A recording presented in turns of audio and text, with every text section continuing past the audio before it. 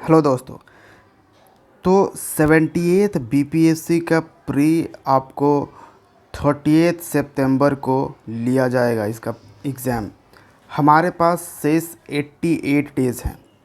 ठीक है, हमारे पास 88 दिन बचे हैं हमारे पूरे सब्जेक्ट्स को पढ़ने का, साथ में उसको रिवाइज भी करने का।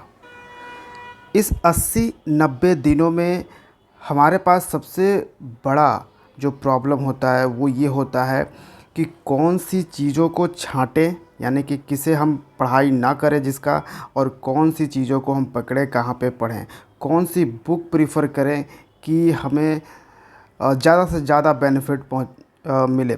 ठीक है, आपको 100% तो आपको सॉल्व करना ही नहीं है। ठीक है, आपको तो सिर्फ कट ऑफ क्लियर करना है यहाँ पे।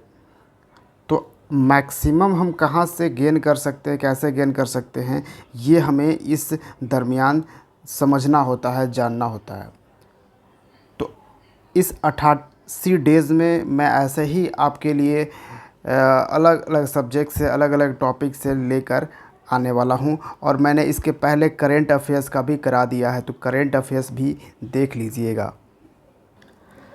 अब बीपीएससी के बदलते पैटर्न को देखते हुए सभी लोगों ने ये कहना शुरू कर दिया था कि अब पहले जैसे पहले वाली जो भी बुक्स आप पढ़ लेते थे वो नहीं होगी, आप अब लूसेंट को रटना बंद कर दो, लूसेंट नहीं पढ़ना है, ऐसा चीज़ लोगों ने कहना शुरू कर दिया था। लेकिन रुकिए, मैं आज के इस पर्टिकुलर वीडियो में मैं बताऊंगा कि अगर आपको एंशिएंट हिस्ट्री कवर करना है तो उसके लिए लूसेंट कितना इम्पोर्टेंस रखता है बीपीएससी एग्ज़ाम के प्री में, ये आज के वीडियो में आपको मालूम चल जाएगा पूरा का पूरा। तो ये जो आप पेपर देख रहे हो ये है 69th बीपीएससी प्री एग्ज़ामिनेशन का, जो पिछले साल 2023 में कंडक्ट किया गया था एग्ज़ामिनेशन। ठीक है, इस पेपर को ही क्यों मैं ये बेस मान के चल रहा हूँ, बिकॉज इसलिए क्योंकि 69th बीपीएससी से बीपीएससी के पैटर्न में एक ड्रास्टिक चेंज देखने को मिला है। लेकिन ये मत समझिएगा, अगर हम बात एंशिएंट हिस्ट्री की कर रहे हैं तो इस तरह के सवाल पहले ना पूछे गए हों। ठीक है, यानी कि पीवाईक्यू पहले वाला भी आपको चेक करना है, पिछले 5-6 सालों का आपको पीवाईक्यू बिल्कुल चेक करना है और उसको पढ़ना है, बढ़िया से देखना है कि उसमें भी इस तरह के ही सवाल पूछे जाते रहे हैं। ठीक है, आइए देखते हैं। ये सवाल देखिए, according to Chinese source Megh Varman the ruler of Sri Lanka sent a missionary which of the following Gupta kings for permission to build a Buddhist temple at Gaya. तो गया में बुद्धिस्ट टेम्पल बनाने के लिए किस राजा को, किस गुप्ता किंग को, पहली बात कि यहाँ पे हम आपको देखेंगे गुप्ता डायनेस्टी की बात कर रही है। गुप्ता डायनेस्टी में कौन सा राजा था जिसके लिए श्रीलंका का राजा जो मेघवर्मन है, ठीक है, श्रीलंका का राजा मेघवर्मन ने भेजा था मिशनरी कि परमिशन लिया जाए कि गया में हम बुद्धिस्ट टेम्पल बनाएंगे। ठीक है, तो ये गुप्ता किंग का समुद्रगुप्त था। ठीक है, और ये आपको कहाँ मिल जाएगा, लूसेंट बुक में। लूसेंट बुक में पेज नंबर 43 आप देखिएगा, मैंने सारा कुछ लिख रखा है कि कौन से पेज नंबर में है। आप लूसेंट का पेज नंबर 43 ओपन कीजिए, आपको ये बिल्कुल मिलेगा। ठीक है, आगे आइए। अब ये देखिए 74 which city served as the capital of ancient kingdom of Magadh. हालांकि बहुत ही बेसिक क्वेश्चन है during the early Vedic period, लेकिन यहाँ पे ईयरली वैदिक पीरियड मेंशन कर दिया है तो लोग कंफ्यूज भी होते हैं। ठीक है, तो ये वाला जो क्वेश्चन है आप पेज नंबर 32 31 पढ़िए। लूसेंट का सारा कुछ, ये पेज नंबर जो यहाँ पर नोट मैंने किया है ये सारा कुछ लूसेंट का है, आप चेक कीजिए, आपको बिल्कुल ये मिल जाएगा। आगे बढ़ते हैं। ठीक है, इस 69th बीपीएससी में ना 9 to 10 क्वेश्चंस पूछे गए थे एंशिएंट हिस्ट्री से। और मैं बता दूं, इस पूरे एंशिएंट हिस्ट्री में 7 जो एमसीक्यू था, मल्टीपल चॉइस क्वेश्चंस, ये पूरा का पूरा लूसेंट से मैच करते हैं। यानी कि जो लूसेंट जिन्होंने बढ़िया एक एक लाइन पढ़ के गया है वो इसको करेक्ट करके लाएगा।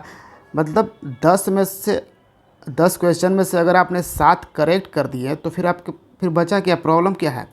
3 हमको नहीं बनाने की ज़रूरत है, हम नहीं बनाएंगे। ठीक है, हमको रिसर्च थोड़ी ना करना है, हमको सिर्फ कटअप निकालना है। ये चीज़ें हैं। अब यहाँ पे देखिए, हाँ ये वाला एक क्वेश्चन है जो the Maithili language was started to develop during the reign of which of the following.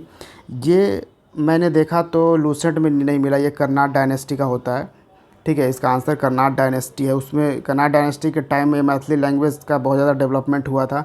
लेकिन ये आपको पता है कहाँ पर मिलेगा? बिहार वाले में, बिहार क्राउन में या बिहार समग्र में आप जब हिस्ट्री पढ़ रहे होगे ना, तो कर्नाड डायनेस्टी के बारे में जब पढ़ रहे होगे तो ये आपको वहाँ पे मिल जाएगा। बिहार स्पेशल में ये मिलेगा, ये लूसेंट में नहीं मिलेगा। ये एक सवाल जो है लूसेंट में मैंने नहीं देखा। उसके बाद एक ये सवाल है, ये वाला देख लीजिए। ये पूरा जो मैच द फॉलोइंग है ना, ये नहीं मिला। ये 2 सवाल जो है हमें लूसेंट में देखने को नहीं मिला। लेकिन हो सकता है मेरे से मिस माइंड हो गया हो। अगर आपको मिला हो तो आप कमेंट में ज़रूर बताइएगा कि हाँ सर ये भी वहाँ पे दिया गया है। ठीक है, तो ये 2 तो हमें लूसेंट में नहीं मिला है। बाकी अगर आप देखो, फिर यहाँ पे आप देखो 68 का ये अगर आपने पेज नंबर 44 लूसेंट का देखा और पेज नंबर 47, तो ये दोनों का ही आंसर आपको मिल गया होता। जो फाहियान था, हर्ष नहीं बल्कि चंद्रगुप्त के काल में आता है, और वेनसांग जो है वो हर्षवर्धन के टाइम में आता है।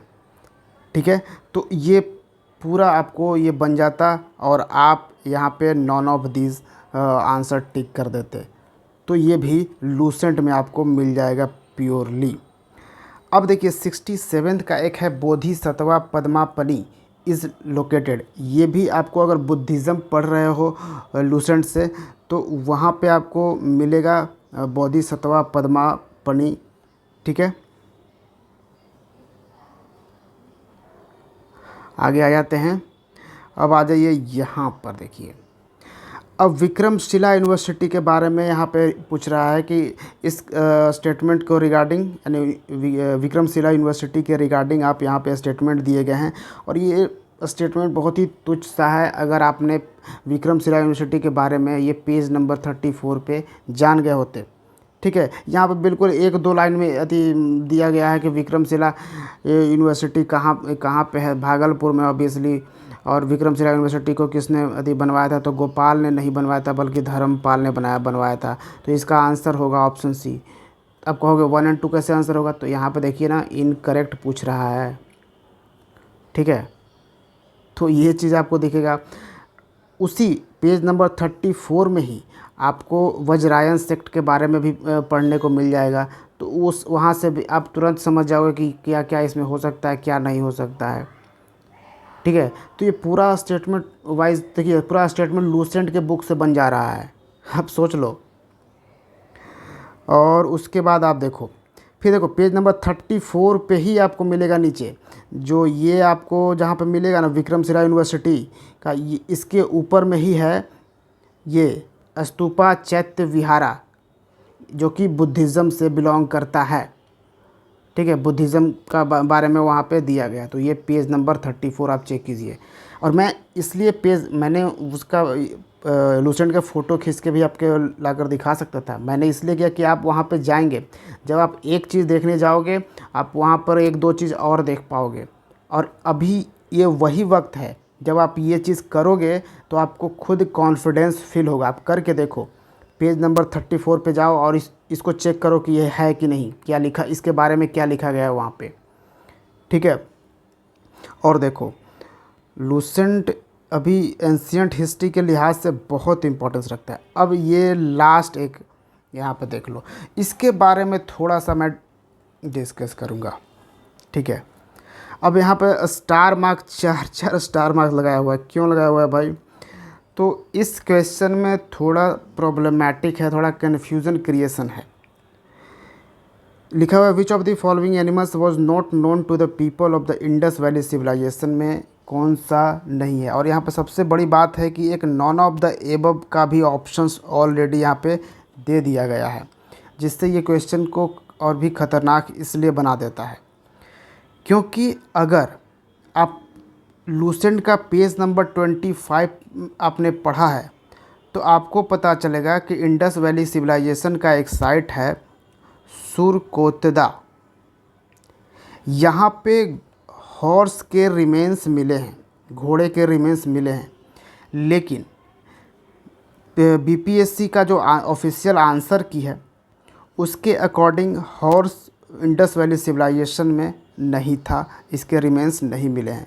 लेकिन सुरकोतदा में बताया गया है, ये बताया है लूसेंट बता रहा है कि सुरकोतदा में इसके रिमेन्स मिले हैं, लेकिन यहाँ पे नहीं गया। और यहाँ तक कि यूपीएससी भी हॉर्स को मानता है कि हॉर्स का रिमेन्स इंडस वैली सिविलाइजेशन में नहीं मिले हैं।